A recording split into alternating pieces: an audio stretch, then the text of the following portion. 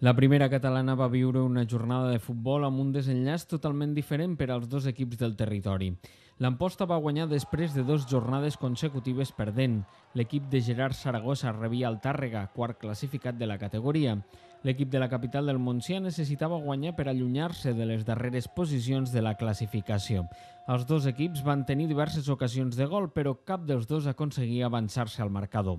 Quan pareixia que el partit acabaria amb empat a 0, un resultat negatiu per a l'Amposta, Espuny va avançar als locals i minuts després sentenciava el partit amb un segon gol a temps afegit. L'altre equip de primera catalana, el Jesús i Maria, va sofrir una dolorosa derrota per 4 a 0 al camp de l'Horta. Els equips van marxar al descans amb un 2 a 0 al marcador. Al segon temps, els locals van sentenciar el partit després que Arranz marqués el tercer gol de l'Horta. Raúl Teixidor va retallar distàncies, però l'eficàcia i el joc dels locals era molt superior i al darrer minut del partit, Beguer va posar el 4 a 1 definitiu al marcador.